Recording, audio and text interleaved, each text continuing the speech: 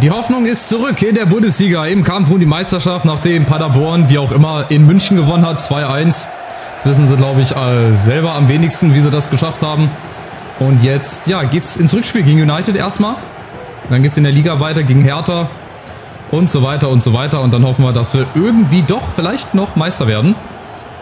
Hier geht's erstmal mit einer gelben Karte für Hakimi los.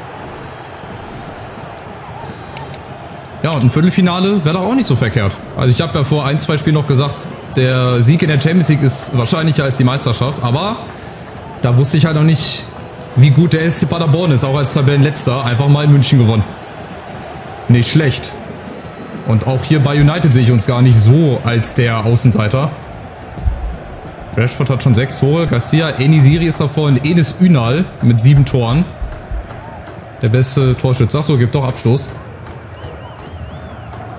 Von daher, uns reicht dieses 2-1. Es wird aber nie im Leben 0-0 ausgehen. Also wenn das hier 0-0 ausgeht, dann muss ich irgendwie, keine Ahnung, muss ich irgendwas machen. Hätte ich mir vor dem Video mal überlegen sollen, aber ich spiele selten 0-0 und ausgerechnet nicht hier in der Champions League, wenn es ums Weiterkommen geht. So, nächste Chance. Fratesi. Martin mit dem Kopf. Erste Minuten sehen schon mal gut aus. In Verteidigung müssen wir mal gucken. Akanji und Koch spielen jetzt. Sie sind aber nicht 100% fit. Oh, und Højlund überläuft schon mal unsere Verteidigung gegen Koch, gegen alle. Achtung, Akanji kommt nicht ran. Und schon ist es passiert. Das 1:0. Ich glaube durch Rashford sogar, der gerade noch angezeigt wurde. Und was habe ich gesagt? Es wird nicht 0-0 ausgehen. Aber der Ball, dass wir den nicht verteidigt bekommen haben, hier habe ich natürlich wieder spekuliert. Er hätte natürlich auch direkt schießen können, aber in dem Fall war er schlauer als ich. Und wartet nochmal einen Moment und Rashford macht den rein. Zum 1:0, 7. Tor im 8. Spiel. Der ist also richtig, richtig gut drauf und somit ist das Hinspielergebnis schon wieder egalisiert. Und United macht gleich so weiter. Ich werde wieder aufs 4-3-2-1 umstellen. Das hat gegen Wolfsburg gut funktioniert. Bei dem wilden 4:3.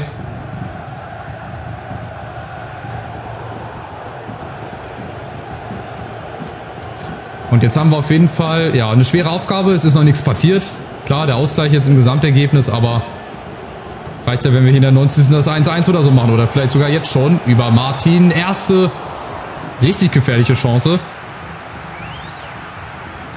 Und ich bin jetzt gespannt, wie sie mit der Formationsumstellung zurechtkommen. Da muss ich auch mal dran denken hier. Hier, ihr seht, die sind nicht so ganz fit. Da werde ich wahrscheinlich irgendeinen zur Pause vielleicht rausnehmen. Aber wir haben ja Amenda zur Not. Im Mittelfeld könnte ich Larsson reinbringen, Haraldsson, Zirkzee. Also wir haben auch noch ein paar Haudegen auf der Bank, die man reinwerfen könnte. Jetzt müssen wir aber erstmal auf United wieder schauen. Anthony, Højlund, oh, wieder vorne. Wir lassen uns zu leicht hier gerade den Schneid abkaufen. Sind jetzt hier die heißen Phasen. Das sind jetzt die entscheidenden Spiele in der Champions League. Die K.O.-Phase in der Bundesliga sind es auch noch 10 oder 9 Spiele. Da steht also auch die Entscheidung bevor. Und ich will möglichst überall ganz vorne mit dabei sein.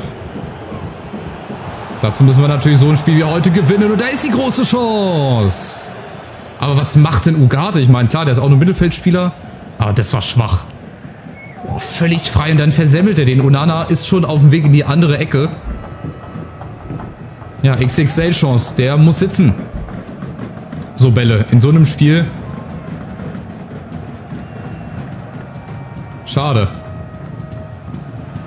Aber gut, wir machen weiter. United nach wie vor auch sehr wachsam. Die machen auch Druck, genau wie Bochum und Wolfsburg. Also die haben sich irgendwie, ja, schade abseits, die haben sich irgendwie alle was vorgenommen. Alle stehen jetzt höher, pressen. Wir haben gar keine Zeit, uns zu drehen oder irgendwie mal einen vernünftigen Spielaufbau hier hinzukriegen. Aber gut. Da müssen wir es halt irgendwie über andere Wege hinbekommen. Guardiola, Ugarte, Haraldsson läuft da durch. Das ist gar nicht Haraldsson, das ist Glover. Unser Youngster, wen sieht da? Boniface. Oh, ein bisschen geschoben. Das war zu leicht geschoben.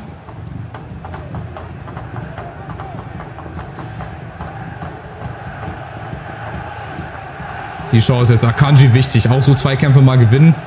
Dass United jetzt hier nicht überall direkt durchkommt. Anthony, da war Martin eigentlich auch schon wieder vor ihm.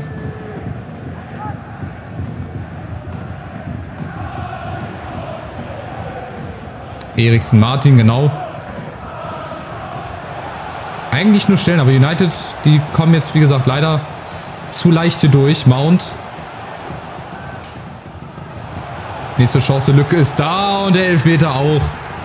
Er ist nicht gut. Das ist nicht gut verteidigt. Aber wir kriegen sie auch nicht richtig zu greifen. Also hier Sarri, Emery. Ja, und das Foul, das kannst du schon geben. Das war schon sehr plump. Muss man leider zugeben. So, die Chance für United hier aufs 2-0 zu stellen. Wieder Rashford natürlich. 8. Tor.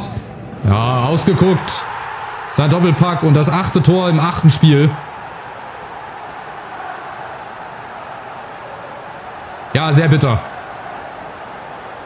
Vor allem, weil wir halt vorne die Chance hatten, durch Ugarte auszugleichen. Dann machst du hinten wieder diesen unnötigen Abwehrfehler, den Ausfallschritt. Aber ansonsten wäre er durchgekommen.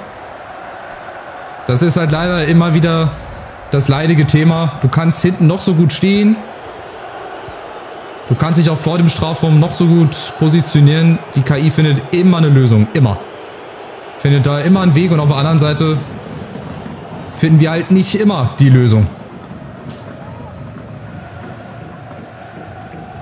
So, hier zum Beispiel mal ein Ballgewinn. Jawohl, richtig gut gemacht. Und jetzt aber Boniface. Er macht's besser als Ugarte. Jawohl. Schön vor der United-Fan-Kurve jubeln. Das kommt auch immer ganz, ganz gut an. Aber endlich, Gott sei Dank. Und endlich klappt auch mal wieder so ein Pressing-Moment und der wird nicht abgepfiffen. Und dann geht es ja auch schnell. Und dann haben die Gegner auch Probleme. Hier zu 2 zugestellt, Boniface. Da habe ich schon gedacht, okay, der legt sich hin wieder zu weit vor. Aber er als Stürmer, von dem erwarte ich das einfach, dass er so einen Ball dann halt auch mal reinmacht. In so einer Situation brauchst du halt auch Spieler, die dem Ganzen hier gewachsen sind. Und Boniface macht das. Und auch hier wird es halt nicht langweilig. Also von wegen 0-0, dass ich überhaupt den Gedanken verschwendet habe, dass das hier 0-0 werden würde. Völliger Blödsinn. Nächste Chance. Mamouche vorne. Ja. Außen Glover. Der kann jetzt mal direkt abschießen. Ja, auch okay. Auch mal sowas machen. Sich eine gewisse Lockerheit bewahren. Nicht zu verkrampft spielen. Dann wird das auch was mit dem Weiterkommen. Aber ihr habt schon gesehen an den Ergebnissen, vor allem den anderen Spielen in der Champions League, also dass Barcelona ganz knapp gegen Dortmund gewonnen hat. City hat auch nur 2-1 gegen Leverkusen, glaube ich, gewonnen. Es ist sehr, sehr knapp, sehr, sehr eng. Hier kann jeder jeden schlagen, wie immer. Und ich hoffe halt, dass wir am Ende dann auch zu den Viertelfinalisten gehören. Jetzt gibt es mal eine Ecke, haben wir gut verteidigt bekommen. Aber aufgepasst, Eriksen, da muss Glover hin.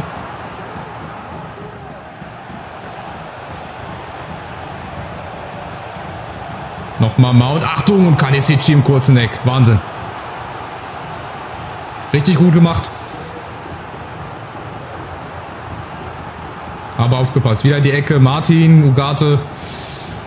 Den müssen wir jetzt irgendwie halt hinten rausspielen. Zur Not auch rausschießen. Aber das ist schon so bei mir drin. Wie gesagt, das bekomme ich nicht raus. Immer wenn ich die Chance habe, den rauszuspielen, dann will ich es auch rausspielen. Ich habe euch das ja schon oft genug bewiesen, dass das auch eigentlich eine gute Variante wäre, das hier immer hinten rauszuspielen. Aber gut, es geht halt auch mal nicht gut. Das hatten wir auch schon mal. Egal, unterm Strich steht es hier insgesamt 3-3 jetzt. Und genau wie im Hinspiel führt die Heimmannschaft 2-1. Aber es wird noch sehr, sehr spannend. Es wird noch sehr, sehr knapp. Und es ist ein ausgeglichenes Spiel. Wir haben zwar einen Schuss mehr, Ballbesitz auch ausgeglichen. Jede Mannschaft nutzt ihre Chancen. Und hinten brauchen wir natürlich ein bisschen mehr Aggressivität. Frage ist, ob das in diesem 4-3-2-1 heute was wird. Ich mach mal das 4-2-3-1. Ich glaube, United spielt genauso. Und vielleicht legen wir jetzt wieder einen Raketenstart hin. Nach der Halbzeit wie in Bochum. Das würde mir ganz gut zu Gesichte stehen. Glover. Mit Fratesi, Boniface. Oh, es bekommen genau die Leute einen Ball, den ich eigentlich nicht wollte. Dann halt lieber außen. Cardiolo, Martin winkt, er will den Ball. Oh, Mamouche kriegt den aber. Am Ende des Tages. Kostic, Ugarte. Quatsch, Fratesi, Martin. Da ist Ugarte vielleicht von Weitem. Vielleicht kann er es ja da besser. Ja. Ich glaube, er sollte lieber dabei bleiben. Entweder von Weitem schießen oder sich hauptsächlich auf Zweikämpfe konzentrieren. Aber das war schon gut. Jetzt machen wir dasselbe wieder wie vor dem Ausgleich. Unter Druck setzen. Diesmal Martin und Glover. Und es klappt wieder. Oh, natürlich. Auch wieder ein Ding, was du nicht aus EAFC rausbekommst. Zwar, dass die Gegner so Bälle dann immer behaupten. Die wurschen sich da immer durch. Normalerweise hätten wir den Ball gerade behalten müssen. Egal, weiter geht's. Højlund. Ugarte. Oh, die können sich da den Ball 2-3 Mal hin und her spielen. Das geht eigentlich auch nicht. Dann müssen wir den schneller nach vorne kriegen. Da war gerade auch Ugarte wieder, der zu lange gebraucht hat. Der dann aber so einen Ball in den Lauf spielt. Das ist er halt auch. Boniface gegen Onana. Boniface! Der Mann der letzten Spiele. Schöner Ball. Und dann ist der eigentlich verloren. Onana kommt raus und dann aus dem Winkel den da hinten reinzusetzen, das ist schon kurios. Da gehört natürlich auch ein bisschen Glück zu, natürlich auch die Klasse. Onana, der sich da eine Gehirnerschütterung abholt, gegen den Pfosten knallt. Und somit haben wir das Spiel ausgeglichen. Und im Gesamtergebnis finden wir jetzt wieder mit 4:3.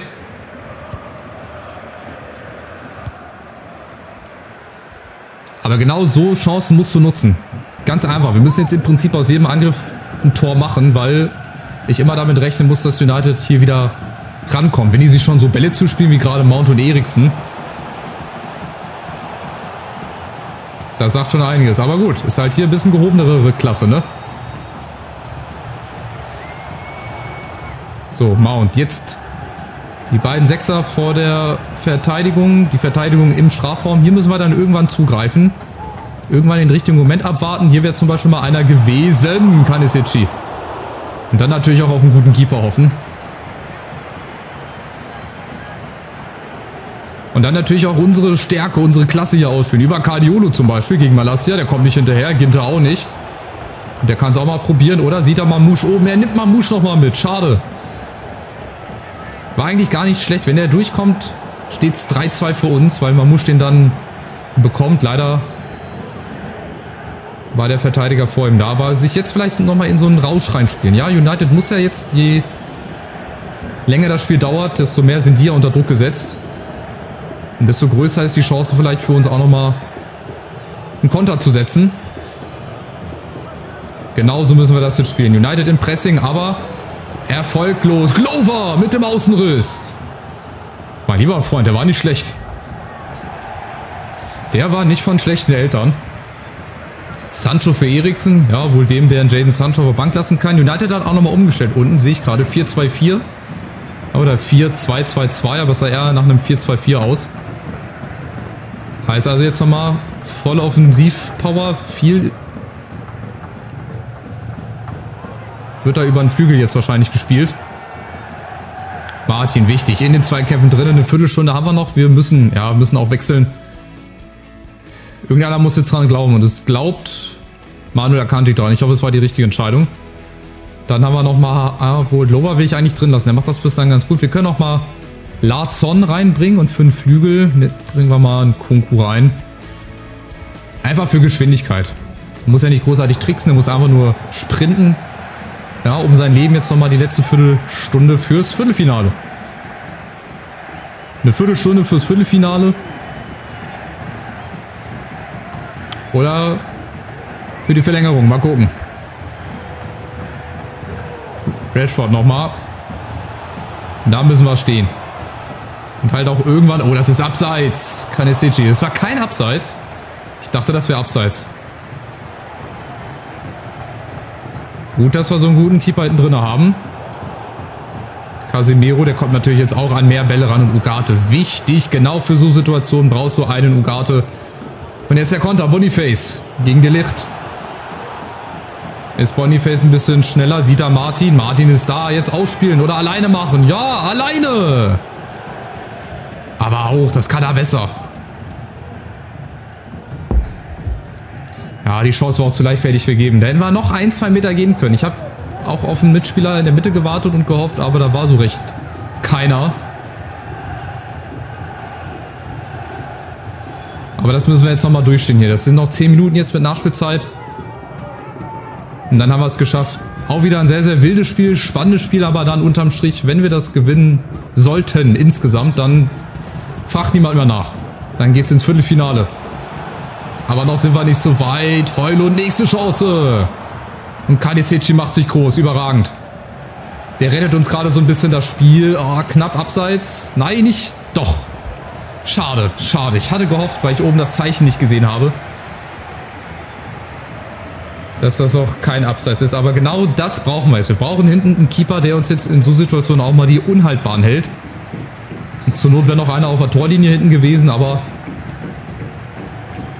darauf kannst du nicht spekulieren. Martin, wichtig. Und jetzt ein Nkunku, komm. Dafür habe ich ihn geholt. Nochmal für einen Sprint vielleicht gegen Rashford. Da kommt keiner hinterher. Das müsste es gefühlt eigentlich gewesen sein hier. Nkunku gegen 6 United-Spieler. Und wieder hinten rum. Und das spielen wir jetzt ganz entspannt zu Ende. Und dann haben wir es geschafft. Ein ganz, ganz wildes Spiel. Sehr, sehr knappes Spiel. Aber egal. Das 2-2 reicht am Ende dann fürs Weiterkommen. Das schafft United nicht mehr. Wir bleiben jetzt in Ballbesitz hier. Wir spielen das jetzt ganz in Ruhe zu Ende an der Eckfahne und dann war's das. Vielleicht nochmal eine Chance, vielleicht jetzt nochmal die endgültige Entscheidung über Ugarte und das war's.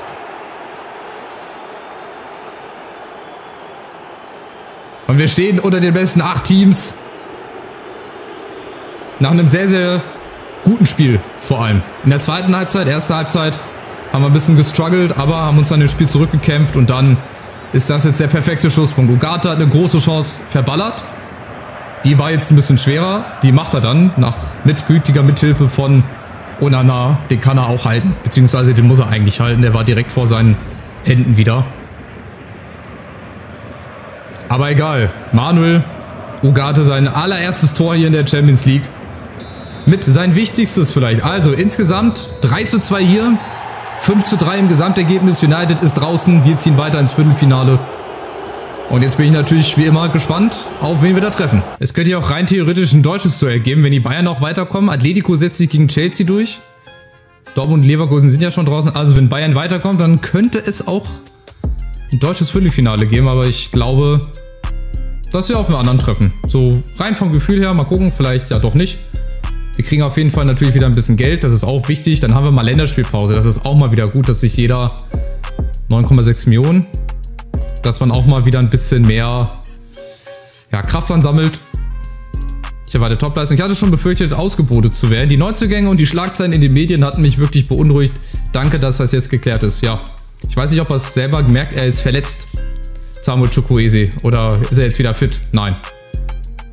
Oder wie darf ich die Nachricht verstehen? So, die Bayern haben schon gespielt, haben leider wieder gewonnen. Das heißt, wir müssen nachziehen. Das war klar.